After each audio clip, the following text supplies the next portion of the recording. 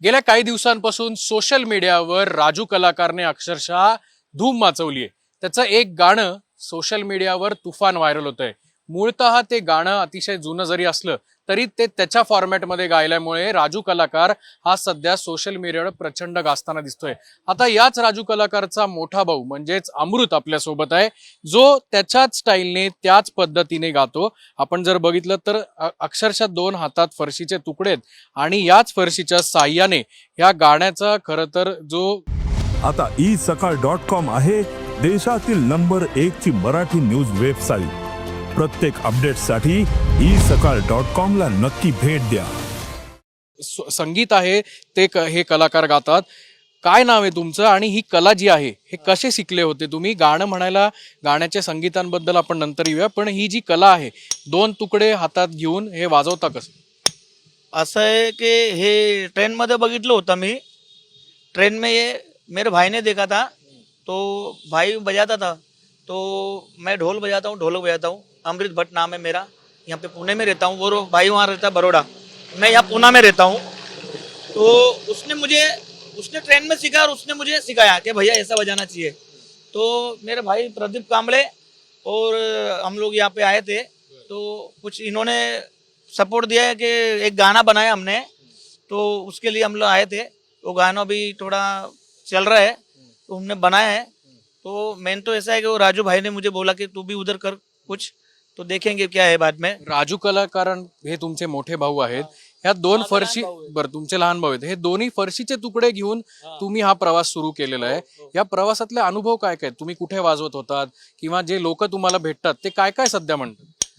फरशी तो असं आहे की आता मी इथं ढोल पण वाजवतोय, लग्नामध्ये, कार्यक्रममध्ये, शो मध्ये, तिथे बोलावतो तिथं. आणि आता काय फरशी तो काय हे भाऊ सांगितले की तू म्हण तिथं आणि ते सीट म्हण. मला येतं पण काय लय दिवस झालं मी विसरलोय. कसे पकडते म्हणजे तुम्ही कॅमेऱ्यात जर दाखवू शकता का? हे फरशी आहे असा. तूने मिल के रखी वो संग मेरे, ओ दिल पे चलाई छुरिया, ओ दिल पे चलाई छुरिया. आता हे गाणं थोडं जुनं आहे, पण त्याला परत तुम्ही एक नवीन व्हर्जन दिलं. तुमचे भाऊ सोनू निगम सुद्धा भेटले, त्याच्याशी सुद्धा एक कोलॅबोरेशन केलं. हा सगळा प्रवास होताना असं वाटलं होतं खरं की एवढं तुम्ही नाही नाही असं नाही वाटलं होतं, अजिबात नाही वाटलं होतं. हे मला तर असं आहे की माझा भाऊ स्वप्न आता काही स्वप्न आहे की काय आहे असं वाटतंय मला. बरोबर ठीक आहे, भाऊ चांगलं लेवल पर झालं ते म्हणून मला सांगितले तुम्ही पुन्हा मध्ये भाऊ तिथं तुम्ही करा काय तर काही नाही. आता येणार आहे 21 तारीख. लहानपणापासून संगीताची आवड होती का? घरात कोणी संगीत वाजवत होतं का? आणि मूळतः हे सगळे वाद्य जे आहेत, आता या वाद्याला तर तुम्ही काही नाव पाडलंय का किंवा दिलंय का? आणि हा वारसा म्हणजे तुम्ही कसे शिकलात? घरातनं काही पुढाकार होता का? काय आमचे वडील होते, भावल्यांचे कार्यक्रम करायचे कटपुटल्याचे.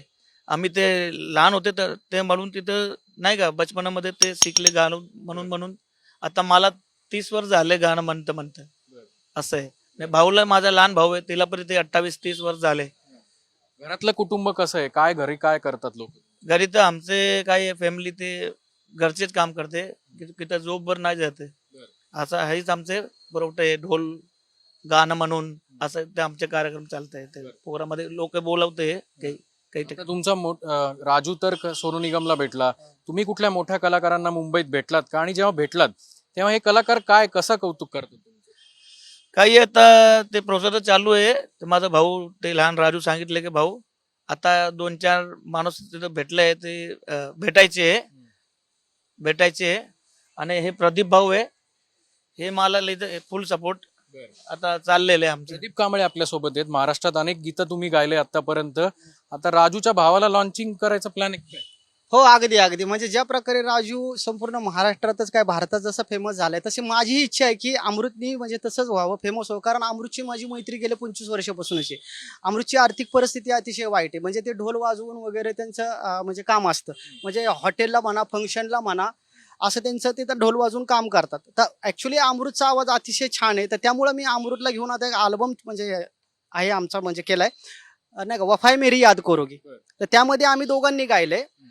अतिशय छान गायलंय मग त्यांनी आणि मी तर ते गाणं आता नाही का म्हणजे लवकरात लवकर संपूर्ण महाराष्ट्रापर्यंत येईलच. राजू हिट झालाय अख्ख्या हा. देशात.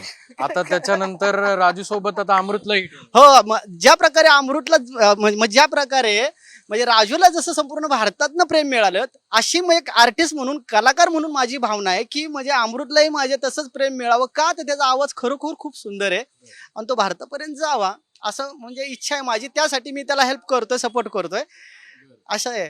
बरं मग कुठलं गाणं एखादं तुम्ही म्हणू शकता का? एक काम करतेच घे ना वाफा मेरी याद. नाही दुसरं म्हणतो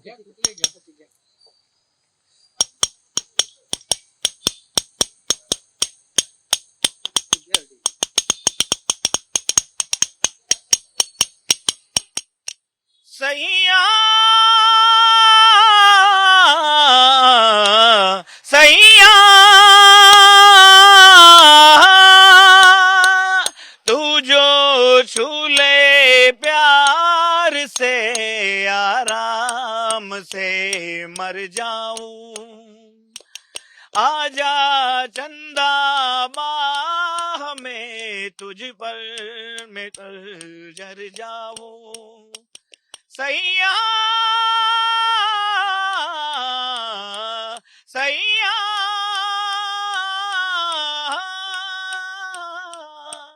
आपण बघू शकतो की आवाजात जेवढा भारदस्तपणा आहे तेवढाच चेहऱ्यावर साधेपणा आहे. असं म्हणतात संगीताला कुठलीही भाषा नसते आणि राजू कलाकार जसा भारतात हिट झालाय तसाच अमृत आता महाराष्ट्रापासून सुरुवात करतोय आणि येत्या काळात त्याचा अल्बम सुद्धा सोशल मीडियावर धूम वाजवेल अशी अपेक्षा त्याला आहे.